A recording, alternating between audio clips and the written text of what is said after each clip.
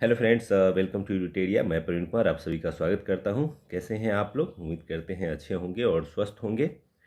अभी बीपीएससी के अंतर्गत बिहार स्टेट स्कूल टीचर की जो वैकेंसी आने वाली है उसको लेकर के बहुत सारे दोस्तों के कमेंट आ रहे थे कि कैसे इसकी तैयारी की जाए, और हाल ही में जो बीपीएससी द्वारा जो इसका सिलेबस जारी किया गया है उस सिलेबस को थोड़ा बेहतर ढंग से आप समझा सकें तो समझा दे कि कैसे इसको पढ़ना है और क्या क्या पढ़ना है।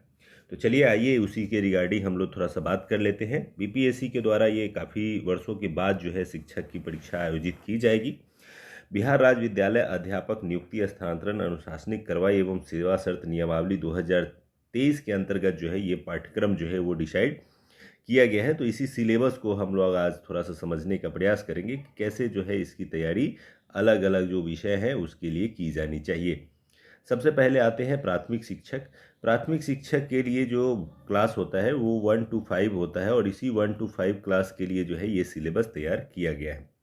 जितने भी शिक्षक के इसमें है, प्राथमिक, माध्यमिक एवं उच्च शिक्षक, सभी शिक्षकों के लिए 2 पत्र जो है वो अनिवार्य होंगे। प्रश्न पत्र 1 एवं प्रश्न पत्र 2, यानी 2 सब्जेक्ट के आपके क्वेश्चन पूछे जाएंगे।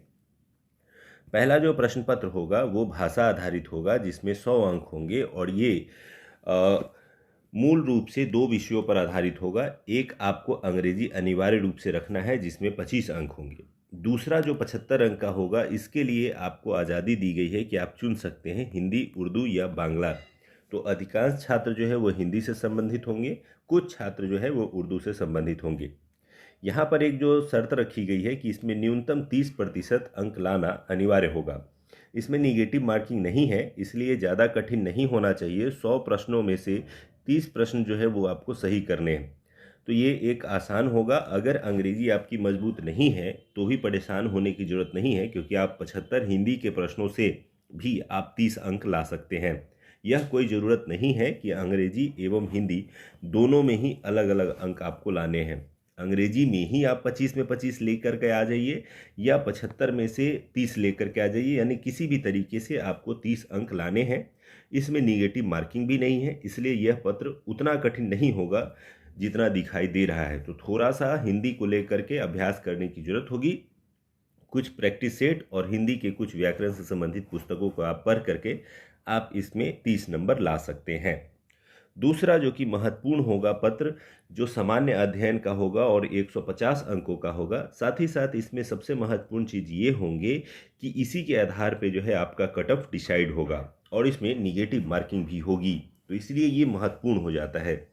इस 150 अंकों के लिए जो विषय इसमें निर्धारित किए गए हैं उसमें है गणित, मानसिक क्षमता यानी रीजनिंग, सामान्य जागरूकता यानी जनरल अवेयरनेस, सामान्य विज्ञान, सामाजिक विज्ञान, भारतीय राष्ट्रीय आंदोलन, भूगोल एवं पर्यावरण, यानी इतने विषयों से मिलाकर के कुल 150 अंक के क्वेश्चन पूछे जाएंगे।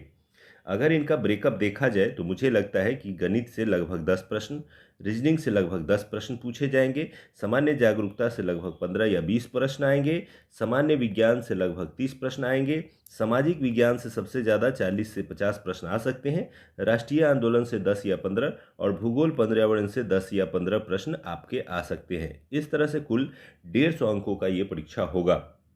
इसके लिए जिस जिस विषय में है उन सभी विषयों को थोड़ा थोड़ा पढ़ना, और फिर उससे रिलेटेड प्रैक्टिस सेट आपको प्रैक्टिस करना अनिवार्य होगा। चूंकि आयोग ने 2 चीज़ें क्लियर कर दी हैं कि इन सभी प्रश्नों में जो प्राथमिक शिक्षक के प्रश्न होंगे उनके चैप्टर भले ही 1 से 5 से संबंधित होंगे, लेकिन इसका जो लेवल होगा वो +2 लेवल यानी इंटर के छात्रों के जो योग्यता होती है उस योग्यता तक के इसके क्वेश्चन के लेवल होंगे। तो इसलिए थोड़ा सा कठिन हो सकता है। अगर अभी से अभ्यास करेंगे तो समय है, आप आसानी से कर सकेंगे। मेरा सलाह यही होगा कि आप इसके अभ्यास के लिए आप जो है वो बेसिक रूप से आप एनसीईआरटी की किताबें और जो बिहार सरकार की स्कूलों में पढ़ाई जाने वाली पुस्तकें हैं उन पुस्तकों का अध्ययन एक बार जरूर कर लें, उसके बाद ही प्रैक्टिस सेट वगैरह बनाएं। इससे आपको काफ़ी लाभ मिलेगा। ये भी ध्यान रखें कि जो पुस्तकें जो विभिन्न कॉम्पिटिटिव एग्ज़ाम में पूछे जाते हैं, ज़रूरी नहीं है कि उन्हीं से सारे प्रश्न इसमें पूछे जाएंगे। इसमें कुछ प्रश्न ऐसे होंगे जो कि बेसिक स्तर पर जो स्कूली शिक्षा में दिए जाते हैं पढ़ने के लिए, वहाँ से उठाए जाएंगे। तो इसलिए एनसीईआरटी और जो बीटीबीसी की किताबें हैं जो कि स्कूल स्तर पर चलाई जाती हैं उनको एक बार ज़रूर आप पढ़ लें। अब आते हैं माध्यमिक शिक्षक को लेकर के कि माध्यमिक स्कूल के शिक्षक, यानी इस बार जो माध्यमिक शिक्षक में है वो है खास करके 9th और 10th जो क्लास है उसी क्लास से रिलेटेड जो है ये शिक्षक की बहाली होगी। इसमें भी 2 पत्र होंगे। पहला प्रश्न भाषा से संबंधित होगा और दूसरा जो है विषय पत्र होंगे। भाषा से संबंधित 100 अंकों के होंगे। इसमें भी अंग्रेजी में 25 और हिंदी में 75 अंक के होंगे और न्यूनतम अर्हतांक जो है वो 30% अनिवार्य होगा, निगेटिव मार्किंग नहीं होंगे। और इसके कारण ये प्रश्न पत्र में जो स्ट्रेटजी 1 to 5 के लिए है वही स्ट्रेटजी माध्यमिक शिक्षक के लिए भी लागू होती है। प्रश्न पत्र 2 यहाँ महत्वपूर्ण होंगे। ये 150 अंकों का होगा। इन 150 अंकों को 2 भागों में विभाजित किया गया है, भाग 1 एवं भाग 2। भाग 1 में 100 अंक होंगे और किसी एक विषय को चिन्हित करना होगा। जैसे सबसे अधिक जो छात्र होंगे वो या तो हिंदी से होंगे या सामाजिक विज्ञान से होंगे। कुछ छात्र विज्ञान, गणित या अंग्रेजी से हो सकते हैं। हालांकि इसमें सभी में से किसी एक भाषा को आपको चुनना है जो कि आपका विषय रहा है। तो 100 अंक को जो यहाँ से आपको पूछे जाएंगे और 50 अंक जो है वो गणित, सामान्य जागरूकता, सामान्य विज्ञान, भूगोल और राष्ट्रीय आंदोलन से पूछे जाएंगे। तो इस तरह से आपके जो है वो 150 अंक के प्रश्न शामिल होते हैं। यहाँ की स्ट्रेटजी यही होगी कि आपको इस मुख्य रूप से 100 अंकों पर विशेष रूप से फोकस करना है। जैसे अगर आपका हिंदी का विषय है तो 9वें 10वें क्लास में जो हिंदी के विषय हैं, हिंदी के चैप्टर्स हैं, व्याकरण हैं, उनको अच्छे से पढ़ना। या आपका विज्ञान विषय है तो 9th 10th के जो साइंस है जिसमें फिजिक्स, केमिस्ट्री और बायो तीनों आते हैं, उन तीनों विषयों का अच्छे से अध्ययन करना और उसके प्रश्नों को सॉल्व करना। या फिर अगर आपका सामाजिक विज्ञान है जो कि अधिकांश छात्रों के होंगे, तो सामाजिक विज्ञान के लिए आपको मूल रूप से इतिहास, भूगोल, इसके अलावा पॉलिटी और इकोनॉमिक्स, ये 4 विषय से आपको पढ़ने की आवश्यकता होगी। और इन चारों विषयों को 9th 10th में पढ़ने वाले किताबों से एक बार अध्ययन जरूर कर लेंगे। बचा हुआ 50 अंक जो है इसमें गणित होंगे, तो ये लगभग 10 क्वेश्चन हो सकते हैं। रीजनिंग 5-7 हो सकते हैं। सामान्य विज्ञान से आपको 10 क्वेश्चन या 15 क्वेश्चन हो सकते हैं। भूगोल से 5 हो सकते हैं। राष्ट्रीय आंदोलन से 5-7 हो सकते हैं। इस तरह से करके ये ब्रेकअप होंगे। इस ब्रेकअप के लिए आपको सबसे पहले अपने विषय को बहुत अच्छे से तैयार करना है और फिर इस तरह के जो सेक्शन है, बाद वाले सेक्शन, उसके लिए आपको थोड़ा सा सेट प्रैक्टिस से प्रैक्टिस कर लेना है, तभी आप इसमें बेहतर अंक ला सकेंगे। यहाँ भी आपको दूसरा पत्र जो है वो निगेटिव मार्किंग से संबंधित होगा, इसलिए आपको ये तैयारी करके जानी है कि अधिक से अधिक प्रश्नों को सही करना है, गलत तुक्का लगाने से बचना है। तो अभी समय है, आप अगर चाहें तो इस 3 महीने में काफ़ी ज़ोरदार तैयारी आप कर सकते हैं। अभी वैकेंसी आई भी नहीं है, सिलेबस ही सिर्फ जारी किया गया है।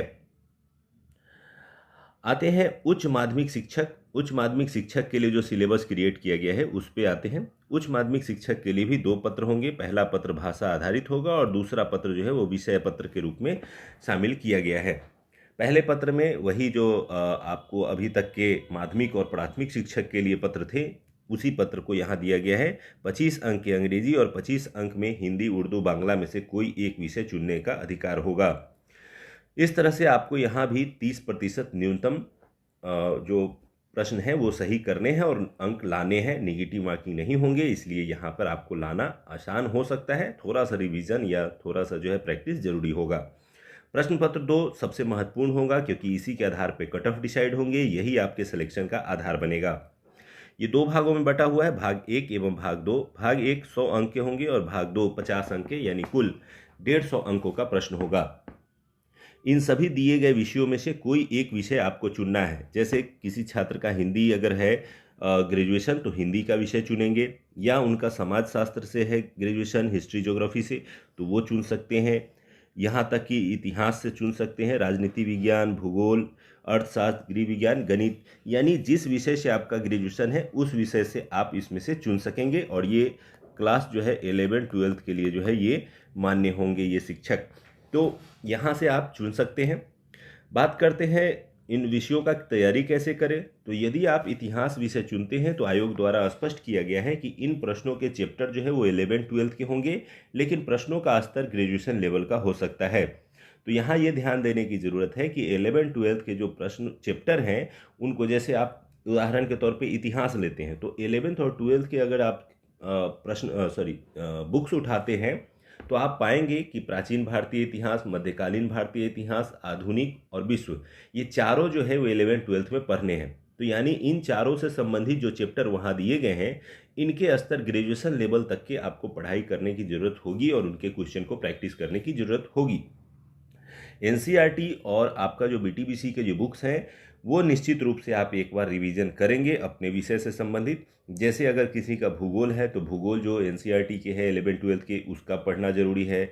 यदि इतिहास है तो उसका पढ़ना ज़रूरी है। तो यानी ये डिपेंड करता है कि आप इसमें से किस विषय को लिए हैं। उस विषय को कम से कम 11th-12th के जो प्रश्न हैं और जो चैप्टर्स हैं उनको एक बार अच्छे से पढ़ लेंगे और उसके क्वेश्चन के स्टैंडर्ड लेवल को आप प्रैक्टिस कर सकते हैं। इसमें काफ़ी हद तक आप कॉम्पिटिटिव एग्ज़ाम की अगर तैयारी करते रहे हैं तो वहाँ के प्रश्न आपको हेल्प करेंगे और उस लेवल के प्रश्न यहाँ देखने को मिल जाएंगे। इसके अलावा आते हैं इस 50 अंक के लिए। तो इसमें 50 अंक में गणित, सामान्य जागरूकता, सामान्य विज्ञान, भारतीय राष्ट्रीय आंदोलन और भूगोल जैसे प्रश्न जो है वो शामिल रहेंगे। तो ये प्रश्न में से 50 प्रश्न अगर आपको पूछे जाते हैं तो आपको यहाँ पे क्या स्ट्रेटजी अपनानी है कि जो गणित होंगे इसको थोड़ा सा सॉल्व करने का प्रयास करना है। गणित और रीजनिंग मिला करके कुल 15 अंक होंगे इसमें। राष्ट्रीय आंदोलन से 10 पूछ लिए जाएंगे, सामान्य विज्ञान से 15 पूछ लिए जाएंगे, ज्योग्राफी से 5-10 पूछ लिए जाएंगे और इस तरह से कुल जो है वो 50 पूछे जाएंगे। तो गणित, रीजनिंग आदि के जो है प्रैक्टिस आपको प्रैक्टिस सेट से करने की आवश्यकता है। यदि आपने कॉम्पिटिटिव एग्जाम में मैथ, रीजनिंग वगैरह बनाया है तो फिर आपको ज़्यादा नुकसान नहीं होगा और ज़्यादा परेशानी का सामना नहीं करना पड़ेगा।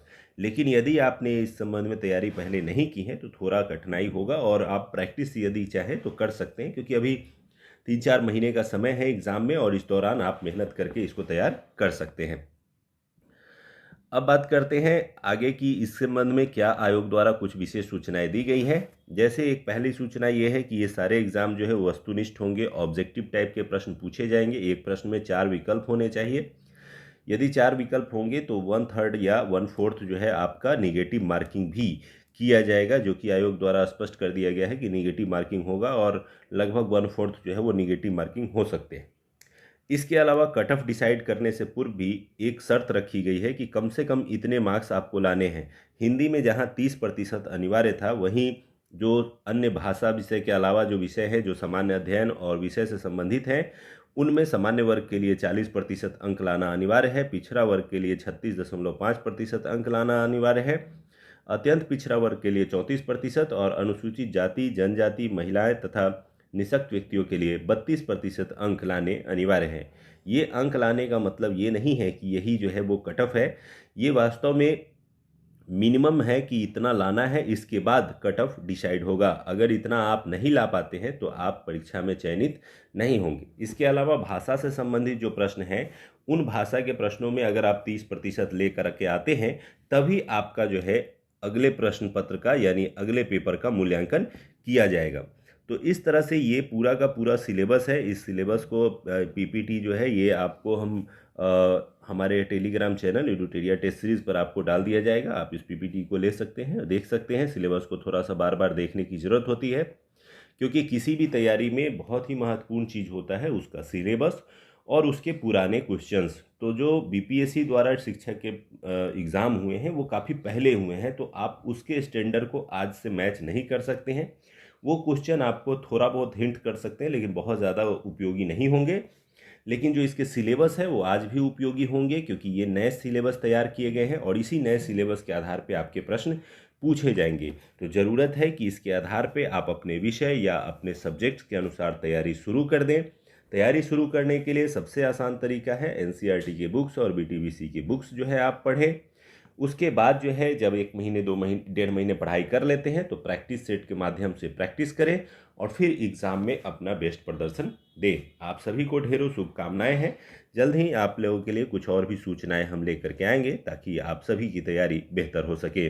आप सभी को एडुटेरिया चैनल से जुड़ने के लिए धन्यवाद।